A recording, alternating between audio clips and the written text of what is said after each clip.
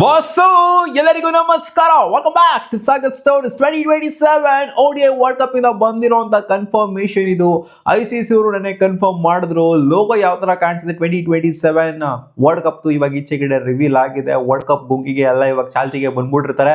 So ವೆನ್ಯೂಸ್ಗಳು short list ಅಲ್ಲ, ವೆನ್ಯೂಸ್ಗಳು confirm ಆಗಿದೆ. 12 ವೆನ್ಯೂಸ್ಗಳನ್ನ across 3 Nations confirm ಮಾಡಿದೆ ICC. ಅದು ನಡೀತಾ ಇದೆ. ಸೌತ್ ಆಫ್ರಿಕಾದಲ್ಲಿ ಮೆಜಾರಿಟಿ ಆಫ್ ದ ಮ್ಯಾಚಸ್ ನಡೀತಾ ಇದೆ.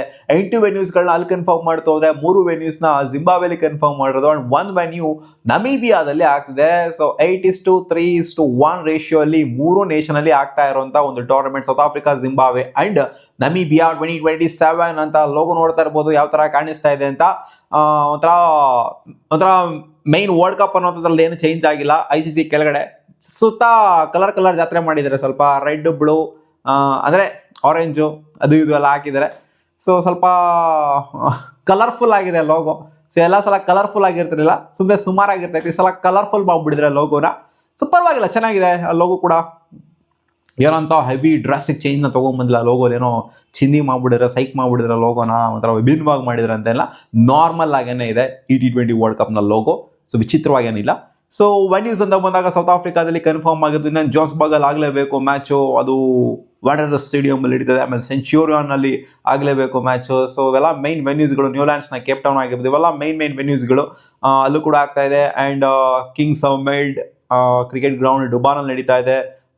ಇದೆಲ್ಲಪ್ಪ ಅವ್ರದ್ದು ಡುಬಾನು, ಪಾಲು, ಅದು ಇದೆಲ್ಲ ಮೈನ್ ವೆನ್ಯೂಸ್ಗಳು. ಸೊ ಅದರಲ್ಲೆಲ್ಲ ಆಗಲೇಬೇಕು. ಆ್ಯಂಡ್ ಸೆಂಟ್ ಜಾರ್ಜಿಸ್ ಪಾರ್ಕ್ ಅದರಲ್ಲೂ ಕೂಡ ನಡೀತಿದೆ. ಆಮೇಲೆ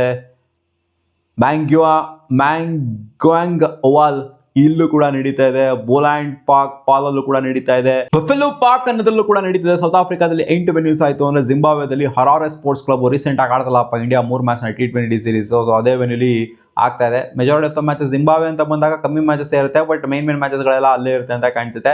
ಕ್ವೀನ್ ಸ್ಪೋರ್ಟ್ಸ್ ಕ್ಲಬ್ಬು ಇದು ಸೆಕೆಂಡ್ ಮೈನ್ ವೆನ್ಯೂ ಆಗುತ್ತೆ. ಆ್ಯಂಡ್ ಎಲ್ಲ ಮೈನ್ ವೆನ್ಯೂನ ಹೆಂಗೆ ನೋಡೋಕೆ ಹೋಯ್ತು ಅಂದ್ರೆ ಹೊಸದಾಗಿ ಬಂದಿರುವಂಥ ಇದು ಫೈಲ್ ಮೋಸಿ ಟುನಿಯಾ ಇಂಟರ್ನ್ಯಾಷನಲ್ ಕ್ರಿಕೆಟ್ ಕ್ಲಬ್ ಏನಿದೆ ವಿಕ್ಟೋರಿಯಾ ಫಾಲ್ಸ್ ಅಲ್ಲಿ ನಡೀತಾ ಇರೋದು. ಸೊ ಈ 3 ವೆನ್ಯೂ ಶಾರ್ಟ್ ಲಿಸ್ಟ್ ಅಲ್ಲ, ಕನ್ಫರ್ಮ್ ಮಾಡಿದರೆ. ಆ್ಯಂಡ್ ನಮೀಬಿಯಾದಲ್ಲಿ ನಡೀತಾ ಇರೋದು ನಮೀಬಿಯಾ ಕ್ರಿಕೆಟ್ ಗ್ರೌಂಡಲ್ಲಿ ನಡೀತಾ ಇರುವಂಥ ಮ್ಯಾಚು. ಸೊ ಅಲ್ಲಿ ಒಂದೇ ಒಂದು ವೆನ್ಯೂಲಿ ನಮೀಬಿಯಾದಲ್ಲಿ ಜಾಸ್ತಿ ಮ್ಯಾಚ್ ಏನಿರೋದಿಲ್ಲ ಅಲ್ಲಿ. ಸೊ ಇಲ್ಲೂ ಕೂಡ ಜಿಂಬಾಬ್ವೆಲ್ಲೂ ಕೂಡ ಅಂಥ ಜಾಸ್ತಿ ಮ್ಯಾಚ್ಗಳಿರೋದಿಲ್ಲ. ಮೈನಾಗಿ ನಡೀತಿರೋದು ಸೌತ್ ಆಫ್ರಿಕಾದಲ್ಲೇ. ಸೊ ಇಲ್ಲಿ ನೋಡಿ 4 ವೆನ್ಯೂ 8 ವೆನ್ಯೂ. ಸೊ ಇಲ್ಲಿ ಒಂಥರ ಅರ್ಧಕ್ಕರ್ಧನೂ ಕೂಡ ಇಲ್ಲ ಮ್ಯಾಚ್ಗಳಂತ ಬಂದಾಗ. ಯಾಕಂದರೆ ಸೌತ್ ಆಫ್ರಿಕಾದಲ್ಲಿ ಮೆಜಾರಿಟಿ ಆಫ್ ದ ಮ್ಯಾಚಸ್ ನಡೆದಿರೋದು. ಆ್ಯಂಡ್ ಆಬ್ವಿಯಸ್ಲಿ ಫೈನಲ್ಲು ಸೆಮಿಫೈನಲ್ ಎಲ್ಲ ಖಂಡಿತ ಸೌತ್ ಆಫ್ರಿಕಾನಲ್ಲೇ ನಡೆಯುವಂಥ ಚಾನ್ಸಸ್ ಇದೆ. ಇನ್ನು ಅದ್ರ ರಿಲೇಟೆಡ್ ಏನೋ ಅಪ್ಡೇಟ್ ಬಂದಿಲ್ಲ, ಸ್ಕೆಡ್ಯೂಲ್ ರಿಲೇಟೆಡ್ ಏನೋ ಅಪ್ಡೇಟ್ ಬಂದಿಲ್ಲ. ಜಸ್ಟ್ ವೆನ್ಯೂಸ್ಗಳು ಮಾತ್ರ ಶಾರ್ಟ್ ಲಿಸ್ಟ್ ಆಗಿದೆ. ಸೊ ಈ ಶಾರ್ಟ್ ಲಿಸ್ಟ್ ಆಗಿರುವಂಥ ವೆನ್ಯೂಸ್ಗಳನ್ನೆಲ್ಲ ನೋಡ್ತು ಅಂತ ಅಂದರೆ, ನಾವು ಡಿವೈಡ್ ಮಾಡಿ ನೋಡ್ತು ಅಂತ ಅಂದರೆ ಯಾವ ಥರ ಇರ್ಬೋದು ವೆನ್ಯೂಸ್ಗಳು ಅಂತ ಬಂದಾಗ, ಇಲ್ಲಿ ಒಂಥರ coastal versus altitude, high altitude region ಅಂತ ಬರುತ್ತೆ. ಹೈ ಆಲ್ಟಿಟ್ಯೂಡ್ ರೀಜನ್ ಅಂತ ಬಂದಾಗ ಸೌತ್ ಆಫ್ರಿಕಾದಲ್ಲಿ 2 ವೆನ್ಯೂಸ್ಗಳು ಹೆಸರುವಾಸಿ. ಅದೇ ಜೋನ್ಸ್ಬರ್ಗ್ನ ವಾಂಡರರ್ಸ್ ಸ್ಟೇಡಿಯಮ್ಮು ಜೊತೆಗೆ ಸೂಪರ್ ಸ್ಪೋರ್ಟ್ ಪಾರ್ಕ್ ಏನಿದೆ ಸೆಂಚುರಿಯನ್. ಸೊ ಈ 2 ವೆನ್ಯೂಗಳು ಸಿಕ್ಕಾಪಟ್ಟೆ ಫೇಮಸ್ಸು. ಒಂಥರ ಸ್ಟೀಫ್ ಬೌನ್ಸ್ನ ಎಕ್ಸ್ಟ್ರಾಕ್ಟ್ ಮಾಡೋದಕ್ಕೆ ಪೇಸಸ್ಗಳು ಇಲ್ಲಿ ಸಿಕ್ಕಾಪಟ್ಟೆ ಎಂಜಾಯ್ ಮಾಡ್ತಾರೆ. ಸೊ ಇಲ್ಲಿ ಖಂಡಿತ ಇಲ್ಲಿ ಸ್ಪಿನ್ನರ್ಸ್ಗಳಿಗೆ ಅಷ್ಟೊಂದು ಅಸಿಸ್ಟ್ ಇರೋದಿಲ್ಲ. High altitude regions. ಆ್ಯಂಡ್ ಬ್ಯಾಟರ್ಸ್ಗಳಿಗೂ ಕೂಡ ಏನಲ್ಲೇನು ಸಿಕ್ಕಾಪಟ್ಟೆ ಇಲ್ಲೇನು ಕ್ವಾಟ್ಲೆ ಆಗೋಗ್ಬಿಡುತ್ತೆ, ತಿನ್ಕಾಡ್ಬಿಡ್ತಾರೆ, ಹೆವಿ ತಿನ್ಕಾಡ್ಬಿಡ್ತಾರೆ ಅಂತ ಏನಿಲ್ಲ. ಅಡ್ಜಸ್ಟ್ ಆಯಿತು ಅಂದರೆ ಒಳ್ಳೆ ರನ್ಸ್ನ ಸ್ಕೋರ್ ಮಾಡ್ಬೋದು. ಸೆಂಚುರಿಯನ್ ಎಲ್ಲಾದ್ರೂ ಆಗಿರ್ಬೋದು, ಜೊತೆಗೆ ವಾಂಡರರ್ಸ್ ಸ್ಟೇಡಿಯಂ ಅಲ್ಲಾದ್ರೂ ಆಗಿರ್ಬೋದು. ಬಟ್ ಪೇಸಸ್ಗಳಿಗೆ ಸ್ವಿಂಗ್ ಕಂಡೀಷನ್ಸ್ ಚೆನ್ನಾಗಿರುತ್ತೆ. ಇಲ್ಲಿ ಪೇಸಸ್ಗಳು ಎಂಜಾಯ್ ಮಾಡ್ತಾರೆ ಸ್ಪಿನ್ನರ್ಸ್ಗಳಿಗಿಂತ. ಆ್ಯಂಡ್ ಹೈ ಆಲ್ಟಿಟ್ಯೂಡ್ ರೀಜನ್ ಇರೋದ್ರಿಂದ 6 ಹೊಡೆಯೋದು, ಬೌಂಡ್ರಿ ಕ್ಲಿಯರ್ ಮಾಡೋದು ಇಲ್ಲಿ ಕಂಪ್ಯಾರಿಟಿವ್ಲಿ ಈಸಿ ಆಗುತ್ತೆ. So high altitude region versus coastal region ಅಂತ ಬಂದಾಗ ಇಲ್ಲಿ ನ್ಯೂಲ್ಯಾಂಡ್ಸ್ನ ಕೇಪ್ ಟೌನ್ ಬರುತ್ತೆ. ಆಮೇಲೆ ಡುಬಾನ್ ಬರುತ್ತೆ, ಅದೇ ಕಿಂಗ್ಸ್ ಮೇಡ್ ಅವರು ಬರ್ತಾರೆ, ಅಂದರೆ ವೆನ್ಯೂ ಬರುತ್ತೆ. ಆಮೇಲೆ ಸೆಂಟ್ ಜಾರ್ಜಿಸ್ ಪಾರ್ಕ್ ಬರುತ್ತೆ. ಸೊ ಈ 3 ವೆನ್ಯೂಸ್ಗಳು ಸೌತ್ ಆಫ್ರಿಕಾ ನೆಲದಲ್ಲಿ ಸ್ವಲ್ಪ ಕಾಟ ಕೊಡಬಹುದು ಅನ್ನೋ ಥರ. ಅಂದರೆ ಗೊತ್ತಿರೋದೆ ನಿಮಗೆ, ಸ್ವಲ್ಪ ಸ್ಪಿನ್ನಿಗೆ ಅಸಿಸ್ಟ್ ಯಾವಾಗ ಬರುತ್ತೆ ಅಂದರೆ ಈ ಥರ ಕೋಸ್ಟಲ್ ಏರಿಯಾ ಸೈಡ್ ಬಂತು ಅಂತ ಅಂದಾಗ ಕಂಪ್ಲೀಟ್ಲಿ ಸ್ಪಿನ್ ಫ್ರೆಂಡ್ಲಿ ಆಗಿದ್ಬಿಡುತ್ತೆ ಅಂತಲ್ಲ, ಪೇಸಸ್ಗಳು ಇಲ್ಲೂ ಕೂಡ ಎಫೆಕ್ಟಿವ್ ಆಗಿರ್ತಾರೆ. ಸೌತ್ ಆಫ್ರಿಕಾ ನೆಲದಲ್ಲಿ ಪೇಸಸ್ಗಳೇ ಜಾಸ್ತಿ ಎಫೆಕ್ಟಿವ್ ಆಗಿರೋದು ಸ್ಪಿನ್ನಿಗೆ ಕಂಪೇರ್ ಮಾಡ್ತು ಅಂತ ಅಂದಾಗ. ಸೊ ಇಲ್ಲಿ ಸ್ಪಿನ್ನರ್ಸ್ಗಳು ಕೂಡ ಪ್ರಾಯಿಗೆ ಬರ್ತಾರೆ ಅಂತ ಅನ್ಬಹುದು. ಆ್ಯಂಡ್ ಇಲ್ಲೂ ಕೂಡ ಸ್ವಿಂಗ್ ಆ್ಯಂಡ್ ಸೀಮ್ ಕಂಡೀಷನ್ ಅಂತೂ ಇದ್ದಾರೆ. ಬಟ್ ಬ್ಯಾಟರ್ಸ್ಗಳು ಕಷ್ಟಪಡ್ತಾರೆ ಈ ಒಂದು ಸ್ಟೇಡಿಯಂಗಳಲ್ಲಿ. ಕ್ಯಾಪ್ ಟೌನಲ್ಲಿ ಆಗಿರ್ಬೋದು, ಡುಬಾನಲ್ಲಿ ಆಗಿರ್ಬೋದು ಅಷ್ಟು ಈಸಿ ಇರೋದಿಲ್ಲ ಬೌಂಡ್ರಿನ ಕ್ಲಿಯರ್ ಮಾಡುವಂಥದ್ದು. ಆಮೇಲೆ ಜಾರ್ಜ್ ಸ್ಪಾಕರ್ ಆಗಿರ್ಬೋದು. ಸೊ ಈ 3 ವೆನ್ಯೂಸ್ಗಳಲ್ಲಿ ಬ್ಯಾಟರ್ಸ್ಗಳು ಸ್ವಲ್ಪ ಮಟ್ಟಿಗೆ ಕ್ವಾಟ್ಲೆ ತಗೊಂತಾರೆ. ಯಾಕೆಂದರೆ ಹೈ ಆಲ್ಟಿಟ್ಯೂಡ್ ರೀಜನ್ ಇತ್ತು ಅಂದರೆ ಬಾಲ್ ಬೇಗ ಕ್ಲಿಯರ್ ಆಗುತ್ತೆ. ಇಲ್ಲಿ ಅಷ್ಟು ಈಸಿಯಾಗಿ ಕ್ಲಿಯರ್ ಆಗೋದಿಲ್ಲ. ಜೊತೆಗೆ ಕಂಡೀಷನ್ಸ್ ಕೂಡ ಸ್ವಲ್ಪ ಬೌಲರ್ಸ್ಗಳಿಗೆ ಜಾಸ್ತಿ ಸಪೋರ್ಟ್ ಮಾಡುತ್ತೆ. ಗೊತ್ತಿರುತ್ತೆ ನಿಮಗೆ ಸೌತ್ ಆಫ್ರಿಕನ್ ಕಂಡೀಷನ್ಸ್ ಯಾವ ಥರ ಇರುತ್ತೆ ಅಂತ. ಒಂದು ಸ್ಟೀಪ್ ಬೌನ್ಸ್ ಇರುತ್ತೆ. ಯಾವ ವೆನ್ಯೂ ಹೆಂಗ್ ಬಿಹೇವ್ ಆಗುತ್ತೆ ಅಂತ ಹೇಳೋದಕ್ಕೇ ಆಗೋದಿಲ್ಲ. ಅಂದರೆ ಬೌನ್ಸ್ ವಿಚಾರದಲ್ಲಿ ಒಂದೊಂದು ಕೆಳಗಡೆನೇ ಹೋಗ್ಬಿಡ್ತವೆ ಬಾಲು, ಒಂದೊಂದು ತಲೆ ಮೇಲೆ ಹೋಗ್ಬಿಡ್ತವೆ ಬಾಲು. ಸೊ ಬೌನ್ಸ್ನ ಕರೆಕ್ಟಾಗಿ ಗೇಜ್ ಮಾಡೋದಕ್ಕಾಗಲ್ಲ ಸೌತ್ ಆಫ್ರಿಕನ್ ಎಲ್ಲ ಅಂತ ಬಂದಾಗ. ಸೊ ಆ ಬೌನ್ಸ್ನ ಯಾವ ಟೀಮ್ ಸಖತ್ತಾಗಿ ಗೇಜ್ ಮಾಡ್ತಾರೋ, ಜಡ್ಜ್ ಮಾಡ್ತಾರೋ, ಸೊ ಆ ಟೀಮ್ ಖಂಡಿತ ಫೈನಲ್ಸಿಗೆ ಬರುತ್ತೆ ಅಂಡ್ ಟ್ರೋಫಿನೂ ಕೂಡ ಗೆಲ್ಲುತ್ತೆ. And 3 regional grounds, 3 coastal grounds, ಜೊತೆಗೆ 2 high altitude grounds. So regional grounds ಅಂತ ಬಂದಾಗ ಮನ್ಗ್ವಾಂಗ್ ಓವಾಲ್ ಅಂತ ಏನಿದೆ, ಸೊ ಇದು ಫ್ಲಾಟ್ ಹೈ ಸ್ಕೋರಿಂಗ್ ಗೇಮ್ ಜಾಸ್ತಿ ಇಲ್ಲಿ ಆಗಿದೆ, ಫ್ಲಾಟ್ ಸರ್ಫೇಸ್ ಇರೋದ್ರಿಂದ. ಸೊ ಈ ವೆನ್ಯೂಲಿ ಎಕ್ಸ್ಪೆಕ್ಟ್ ಮಾಡ್ಬೋದು ಸಿಕ್ಕಾಪಟ್ಟೆ ಹೈ ಸ್ಕೋರಿಂಗ್. ಈ ಓವಾಲ್ ಗ್ರೌಂಡ್ ಅಲ್ಲಿ ಈ ಸೀಸನ್ದು 2027 ಸೈಕಲ್ದು ಹೆವಿ ಸ್ಕೋರ್ ರೆಕಾರ್ಡ್ ಆಗುತ್ತೆ ಅಂತ ಅನ್ಕೊಬಹುದು. ಯಾಕಂದ್ರೆ ರಿಪೋರ್ಟ್ಸ್ ಹೇಳಿದೆ ಇದಕ್ಕಿಂತ ಫ್ಲಾಟ್ ಸರ್ಫೇಸು ಇರೋವಂಥ ವೆನ್ಯೂಗಳಲ್ಲಿ ಯಾವುದೂ ಕೂಡ ಇಲ್ಲ ಅಂತ. ಸೊ ಎಕ್ಸ್ಪೆಕ್ಟೇಷನ್ ಜಾಸ್ತಿ ಇದೆ. ಈ ಒಂದು ವೆನ್ಯೂಲಿ ಹೈಯೆಸ್ಟ್ ನಂಬರ್ ಆಫ್ ರನ್ಸ್ಗಳು, ಸೆಂಚುರೀಸ್ಗಳು ಅದು ಇದು ಎಲ್ಲ ಬರುತ್ತೆ. ಆ್ಯಂಡ್ ಬೌಲರ್ಸ್ಗಳು ಸ್ವಲ್ಪ ಕಷ್ಟ ಪಡ್ತಾರೆ ಅನ್ನೋ ಥರ ಹೇಳ್ತಾ ಇದೆ. ಆಮೇಲೆ ಬುಲಾಂಡ್ ಪಾಕ್ ಪಾಲ್ನ ಇದೆಯಲ್ಲಪ್ಪ, ಪಾಲ್ ರಾಯಲ್ಸ್ ಎಲ್ಲ ನೋಡಿರ್ತೀರ. ಸೊ ಅವರ ಹೋಮ್ ವೆನ್ಯೂ ಇದು. ಇದು ಎಕ್ಸ್ಟ್ರೀಮ್ಲಿ ಹಾಟ್ ಕಂಡೀಷನ್ಸ್ ಇರುತ್ತಂತೆ. ಸೊ ಇನ್ನೇನು ರಾಜಸ್ಥಾನ ಅಂತ ಬಂದಾಗ ಹಾಟ್ ಕಂಡೀಷನ್ಸ್ ಇರಲೇಬೇಕು. ಸೊ ಅವ್ರು ಅದೇ ರೀತಿ ತೊಗೊಂಡಿರೋದು ಪಾಲ್ನ.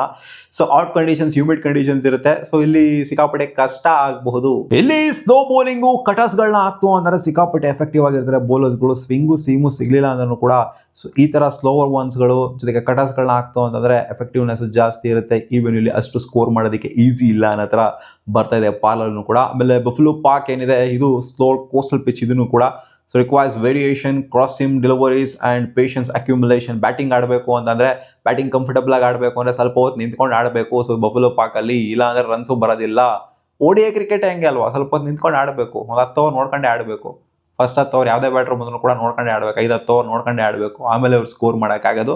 ಬಟ್ ಈ ಒಂದು ಬಫಲೋ ಪಾರ್ಕಲ್ಲಿ ಏನಿದೆ, ಸೊ ಇದು ರನ್ಸೇ ಬರೋದಿಲ್ಲ. ಇನ್ ಕೇಸ್ ಏನಾದರೂ ಬ್ಯಾಟರ್ ಏನಾದರೂ ಕಚ್ಕೊಂಡಿಲ್ಲ ಅಂತ ಅಂದರೆ, ಸುಮ್ಮನೆ ಬಂದ್ಬಿಟ್ಟು ಹೊಡೆದ್ಬಿಡ್ತೀನಿ, ಬಂದ್ಬಿಟ್ಟು ಫಸ್ಟ್ನೇ ಹೊಡೆದ್ಬಿಡ್ತೀನಿ, ಫಸ್ಟ್ ಓವರ್ 4-6 ಸಿಕ್ಬಿಡ್ತೀನಿ ಅಂತ ಅಂದರೆ ಈ ವೆನ್ಯೂಗಳೆಲ್ಲ ಆಗೋದಿಲ್ಲ. ಸಿಕ್ಕಾಪಟ್ಟೆ ಕಷ್ಟಕರವಾಗಿರುತ್ತೆ ಸೌತ್ ಆಫ್ರಿಕನ್ ಕಂಡೀಷನ್ಸಲ್ಲಿ. ಅದು ಸೌತ್ ಆಫ್ರಿಕಾ ಸಿಕ್ಕಾಪಟ್ಟೆ ಹರಿದು ಕುಡಿದ್ಬಿಟ್ಟಿರ್ತಾರೆ ಅವರ ಕಂಡೀಷನ್ಸ್ನ, ಯಾವ ವೆನ್ಯೂ ಯಾವ ಥರ ಇರುತ್ತೆ ಅಂತ. ಸೊ ಇಂಥ ಕಂಡೀಷನ್ಸಲ್ಲಿ ಸೌತ್ ಆಫ್ರಿಕಾ ಚಾಲೆಂಜ್ ಅಂತೂ ಖಂಡಿತ ಮಾಡೇ ಮಾಡ್ತಾರೆ ಬೇರೆ ಟೀಮ್ಗಳಿಗೆ. ಆ್ಯಂಡ್ ಕಷ್ಟ ಅಂತೂ ಆಗುತ್ತೆ. ಯಾವುದೇ ಟೀಮ್ ಹೋದ್ರೂ ಕೂಡ ಸೌತ್ ಆಫ್ರಿಕನ್ದಲ್ಲಿ ಗೆಲ್ಲೋದು ಅಷ್ಟು ಈಸಿ ಅಂತೂ ಅಲ್ವೇ ಅಲ್ಲ. ಆ್ಯಂಡ್ ಜಿಂಬಾಬ್ವೆ ಅಂತ ಬಂದಾಗ ಹರಾರೆ ಬಗ್ಗೆ ನಿಮ್ಗೆ ಏನು ಸ್ಪೆಷಲ್ ಆಗಿ ಏನು ಹೇಳಬೇಕಾಗಿಲ್ಲ. ಹರಾರೆ ಬಗ್ಗೆ ನೋಡ್ರಿ, ಇನ್ನು 3 ಮ್ಯಾಚ್ ಆಯ್ತಲ್ಲಪ್ಪ T20 ಸೀರೀಸಲ್ಲಿ. ಸೊ ಇದು ಕೂಡ ಒಂದು ರೇಂಜಿಗೆ ಹೈ ಸ್ಕೋರಿಂಗ್ ವೆನ್ಯೂನೇ ಹರಾರೆ. ಸೊ ಸಿಕ್ಕಾಪಟ್ಟೆ ಚೆನ್ನಾಗಿರುವಂಥ ಒಂದು ಬ್ಯಾಟಿಂಗ್ ವಿಕೆಟು, ಜೊತೆಗೆ ಬೌಲರ್ಸ್ಗಳು ಕೂಡ ಫಾಸ್ಟ್ ಬೌಲರ್ಸ್ಗಳು ಕೂಡ ಅಸಿಸ್ಟ್ ಇರುವಂಥ ವಿಕೆಟು. ಸೊ ಇಲ್ಲೆಲ್ಲ ಏನಿದೆ ಆಲ್ಮೋಸ್ಟ್ ಎಲ್ಲ ಫಾಸ್ಟ್ ಬೌಲರ್ಸ್ಗಳಿಗೆ ಅಸಿಸ್ಟ್ ಇರುವಂಥ ವಿಕೆಟ್ಸ್ಗಳೇ. ಸ್ಪಿನ್ನರ್ಸ್ಗೆಲ್ಲೋ ರೇರು. ಅದೇ ಕೋಸ್ಟಲ್ ಹೇಳಿದ್ನಲ್ಲ, ಒಂದು 3 ವೆನ್ಯೂ ಇದೆ ಅಷ್ಟೇ. So high altitude versus coastal. So ಇಲ್ಲಿ ಎಲಿಜಬೆತ್ ಆಗಿರ್ಬೋದು, ಆಮೇಲೆ ಪಾಲ್ ಆಗಿರ್ಬೋದು, ಆಮೇಲೆ ಕ್ವೀನ್ ಸ್ಪೋರ್ಟ್ಸ್ ಕ್ಲಬ್ಬು ಹರಾರೆ ಆದಮೇಲೆ ಹೇಳಿದ್ನಲ್ಲ ಜಿಂಬಾಬ್ವೆಲಿ. ಸೊ ಈ 3 ವೆನ್ಯೂಗಳಲ್ಲಿ ಸ್ವಲ್ಪ ಸ್ಪಿನ್ನರ್ಸ್ಗಳಿಗೆ ಅಸಿಸ್ಟ್ ಇರುವಂಥ ಚಾನ್ಸಸ್ ಜಾಸ್ತಿ ಇದೆ. ಅದು ಬಿಡ್ತು 3 ವೆನ್ಯೂಗಳನ್ನ ಬಿಡ್ತು ಅಂದರೆ ಇನ್ನೆಲ್ಲ ಆಲ್ಮೋಸ್ಟ್ ಇರೋವಂಥ ಎಲ್ಲ ವೆನ್ಯೂಗಳನ್ನು ಕೂಡ ಪೇಸಸ್ಗಳು, ಸೀಮರ್ಸ್ಗಳು ಸಿಕ್ಕಾಪಟ್ಟೆ ಎಫೆಕ್ಟಿವ್ ಆಗಿರ್ತಾರೆ. ಸ್ವಿಂಗಿಂಗ್ ಕಂಡೀಷನ್ಸ್, ಸೀಮಿಂಗ್ ಕಂಡೀಷನ್ಸ್ ಜೊತೆಗೆ ಒಂದು ಹೆಡ್ ದ ಡೆಕ್ ಆಫ್ ಬೌಲರ್ಸ್ಗಳು ಇರ್ತಾರಲ್ಲ, ಸೊ ಇವರಂತೂ ಖಂಡಿತ ಆಡಿಸ್ಬಿಡ್ತಾರೆ ಬ್ಯಾಟರ್ಸ್ಗಳನ್ನ. ಸೊ ಇಲ್ಲಿ ಜಾಸ್ತಿ ಹೈ ಸ್ಕೋರಿಂಗ್ ಗೇಮ್ಗಳನ್ನ ಎಕ್ಸ್ಪೆಕ್ಟ್ ಮಾಡೋದಕ್ಕಾಗಲ್ಲ ಸೌತ್ ಆಫ್ರಿಕಾ ನೆಲದಲ್ಲಿ ಅಂತ ಬಂದಾಗ. ಎಲ್ಲ ಮ್ಯಾಚ್ 300 ಹೋಗುತ್ತೆ, 350 ಹೋಗುತ್ತೆ, ಹಂಗೆ ಹಿಂಗೆ ಅಂತೆಲ್ಲ ಎಕ್ಸ್ಪೆಕ್ಟ್ ಮಾಡೋಕ್ಕಾಗಲ್ಲ. ಎಲ್ಲೋ 300 ಕ್ರಾಸ್ ಮಾಡೋದೇ ಎಲ್ಲೋ ಒಂಥರ ರೇರು. ಇಂಡಿಯಾ ನೆಲದಲ್ಲಿ ವರ್ಲ್ಡ್ ಕಪ್ನ ಲಾಸ್ಟ್ ಸೀಸನ್ ನೋಡಿದ್ವಲ್ಲ, ಹೈ ಸ್ಕೋರಿಂಗ್ ವೆನ್ಯೂಗಳು, ಸಿಕ್ಕಾಪಟ್ಟೆ ಫ್ಲಾಟ್ ಸರ್ಫೇಸ್ಗಳು, ಅದೆಲ್ಲ ನೋಡೋದಕ್ಕೆ ಸಿಗೋದಿಲ್ಲ ಇಲ್ಲಿ. ಸೊ ಒಂಥರ 250 ಹೊಡೆಯೋದೇ, 279 ಹೊಡೆಯೋದೇ ಒಂಥರ ಸಿಕ್ಕಾಪಟ್ಟೆ ಕಷ್ಟಕರವಾಗಿ ಕಾಣಿಸ್ಬೋದು ಕೆಲವೊಂದು ವೆನ್ಯೂಗಳಲ್ಲಿ. 3ನೇ ವೆನ್ಯೂ ವಿಕ್ಟೋರಿಯಾ ಫಾಲ್ಸ್ ಏನಿದೆ, ಸೊ ಇದು ಒಂದು ಸ್ವಲ್ಪ ಬ್ಯಾಲೆನ್ಸ್ಡ್ ಆಗಿರುತ್ತೆ ಸರ್ಫೇಸು. ಅನ್ನೋ ಥರನೇ ಬ್ಯಾಟರ್ಸ್ಗಳಿಗಾಗಿರ್ಬೋದು, ಬೌಲರ್ಸ್ಗಳಿಗಾಗಿರ್ಬೋದು ಒಂಥರ ಈಕ್ವಲ್ ಅಸಿಸ್ಟ್ ಸಿಗುತ್ತೆ ಅನ್ನೋ ಥರ ಇದೆ. ಈ ಜಿಂಬಾಬ್ವೆ ಅಂತ ಬಂದಾಗ, ನಮೀಬಿಯನ್ ಕಂಡೀಷನ್ಸ್ ಅಂತ ಬಂದಾಗ ವೈಂಡ್ ಹಾಕ್ ಏನಿದೆ, ಸೊ ಈ ವೆನ್ಯೂಲ್ ಆಗ್ತಿರೋಂಥ ಮ್ಯಾಚ್ ಇದು ಕೂಡ ಹೈ ಆಲ್ಟಿಟ್ಯೂಡ್ ರೀಜನ್. ಇಲ್ಲೂ ಕೂಡ 6-4 ಈಸಿಯಾಗಿ ಹೊಡಿಬೋದು. ಬಟ್ ಕಂಡೀಷನ್ಸ್ನ ಅರ್ಥ ಮಾಡ್ಕೊಂಡು ಆಡ್ತೋ ಅಂತಂದರೆ, ಹೈ ಆಲ್ಟಿಟ್ಯೂಡ್ ಕಂಡೀಷನ್ಸು 3 ವೆನ್ಯೂಸ್ ಇದೆ. ಸೌತ್ ಆಫ್ರಿಕಾದಲ್ಲಿ 2, ನಮೀಬಿಯಾ ಅಂತ ಬಂದಾಗ ಒಂದು ಹೈ ಆಲ್ಟಿಟ್ಯೂಡ್ ಕಂಡೀಷನ್ಸ್ ಇದೆ. ಸೊ ಇಲ್ಲಿ ಜಾಸ್ತಿ ರನ್ ಫ್ಲೋನ ಎಕ್ಸ್ಪೆಕ್ಟ್ ಮಾಡ್ಬೋದು. ನೋಡುವ ಅದೇನೇನಾಗುತ್ತೆ ಕತೆ ಅಂತ. ಒಟ್ಟಲ್ಲಿ ಸೌತ್ ಆಫ್ರಿಕಾ ನೆಲ ಆ್ಯಂಡ್ ಜಿಂಬಾಬ್ವೆ ನೆಲ ಅಂಡ್ ನಮೀಬಿಯನ್ ನೆಲ ಅಂತ ಬಂದಾಗ ಖಂಡಿತ ಇಲ್ಲಿ ಎಲ್ಲ 3ರಲ್ಲೂ ಕೂಡ ನೋಡ್ತು ಅಂದರೆ ಪೇಸಸ್ಗಳೇ ಜಾಸ್ತಿ ಎಫೆಕ್ಟಿವ್ ಆಗಿರ್ತಾರೆ ಸ್ಪಿನ್ನರ್ಸ್ಗೆ ಕಂಪೇರ್ ಮಾಡ್ತು ಅಂತಂದರೆ. ಎಲ್ಲೋ ಒಂದು ಅದೇ 3 ವೆನ್ಯೂಸ್ ಹೇಳಿದ್ನಲ್ಲ, ಆ 3 ವೆನ್ಯೂಲಿ ಸ್ವಲ್ಪ ಸ್ಪಿನ್ನರ್ಸ್ಗಳನ್ನ ಆಡಿಸ್ತು ಅಂದರೆ 2-3 ಸ್ಪಿನ್ನರ್ಸ್ನ ಆಡಿಸ್ತು ಅಂದರೆ ಬೆಟರ್ ಆಗಿರುತ್ತೆ. ಅದು ಬಿಡ್ತು ಅಂತಂದರೆ ಇನ್ನು ಎಲ್ಲ ಕಡೆನೂ ಕೂಡ 4 ಜನ ಫಾಸ್ಟ್ ಬೌಲರ್ಸ್ಗಳನ್ನ ಅಂತೂ ಹಾಕೊಂಡು ಇರಲೇಬೇಕು. ಮಿನಿಮಮ್ 4 ಜನ ಫಾಸ್ಟ್ ಬೌಲರ್ಸ್ಗಳು. ಟಾಸ್ ವಿಚಾರಕ್ಕೆ ಬಂತು ಅಂದ್ರೆ ಹೈ ಆಲ್ಟಿಟ್ಯೂಡ್ ರೀಜನ್ ಅಲ್ಲಿ majority of the times chasing ನ ಆಯ್ಕೆ ಮಾಡ್ಕೊಂತಾರೆ. ಅಂಡ್ ಕೋಸ್ಟಲ್ ರೀಜನ್ ಅಂತ ಏನಿದೆ, ನಾನು ಹೇಳಿದ್ನಲ್ಲ, ಇದು ಒಂಥರ ಡಿವೈಡ್ ಮಾಡಿದ್ರೆ 2 ಭಾಗ ಆಗಿ. ಸೊ ಕೋಸ್ಟಲ್ ರೀಜನ್ ಅಲ್ಲಿ ಬ್ಯಾಟಿಂಗ್ ಫಸ್ಟ್ ಆಯ್ಕೆ ಮಾಡ್ಕೊಂಡು ಯೂತ್ ಸ್ಕೋರ್ನ ಕಲೆ ಆಗ್ತಂದ್ರೆ ಸೆಕೆಂಡ್ ಬ್ಯಾಟಿಂಗ್ ಆಡೋರಿಗೆ ಖಂಡಿತ ಪ್ರೆಷರ್ ಆಗುತ್ತೆ. ರನ್ ಸ್ಕೋರಿಂಗ್ ಅಷ್ಟು ಈಸಿ ಇರೋದಿಲ್ಲ ಸೆಕೆಂಡ್ ಇನ್ನಿಂಗ್ಸ್ ಅಲ್ಲಿ, ವ್ಯಾರಂಟರ್ ಆಗ್ತಾ ಇದ್ದಂಗೆ ಪಿಚ್ಚು. ಸೊ ಅದರಿಂದ ಈ ತರ ಆಗಬಹುದು. ಸೊ ನಾನು ಅಪ್ಡೇಟ್ನ ಕೊಡಿದ್ದೀನಿ ಅಕ್ರಾಸ್ ಆಲ್ 12 ವೆನ್ಯೂಸು, ಯಾವ ವೆನ್ಯೂಸ್ಗಳು ಯಾವ ಥರ ಬಿಹೇವ್ ಆಗ್ಬೋದು ಅಂತ. ಇದೇ ಥರ ಬಿಹೇವ್ ಆಗುತ್ತೆ ಅಂತ ಹೇಳ್ತಿಲ್ಲ, ಹೆಂಗ್ ಬೇಕಾದ್ರೂ ಆಗ್ಬೋದು. ಇವಾಗ ಲೋ ಸ್ಕೋರಿಂಗ್ ವೆನ್ಯೂ ಅಂತ ಹೇಳಿದ್ದೀನಿ. ಸೊ ಆ low scoring venue high scoring venue ಕೂಡ ಆಗ್ಬೋದು, ಅಥವಾ ಹೈ ಸ್ಕೋರಿಂಗ್ ವೆನ್ಯೂ ಅಂತ ಒಂದು ಹೇಳಿದ್ನಲ್ಲ, ಸೊ ಆ ವೆನ್ಯೂನ ಲೋ ಸ್ಕೋರಿಂಗ್ ವೆನ್ಯೂ ಆಗ್ಬೋದು. ಗೊತ್ತಿಲ್ಲ, ಹೇಳೋದಕ್ಕೆ ಗೊತ್ತಿಲ್ಲ, ನೋಡೋಣ ಅದೇನಾಗುತ್ತೆ ಅಂತ. ಆ್ಯಂಡ್ ಆಲ್ರೆಡಿ ಕಿಕ್ ಸ್ಟಾರ್ಟ್ ಆಗಿದೆ ಗುರು 2027 ವರ್ಲ್ಡ್ ಕಪ್ಪಿಗೆ. ಯಾಕಂದ್ರೆ ಲೋಗೋನು ರಿಲೀಸ್ ಮಾಡಿಬಿಟ್ರು, ಇನ್ನೆಲ್ಲ ಪ್ರಿಪೇರ್ ಆಗ್ಬೇಕಷ್ಟೇ.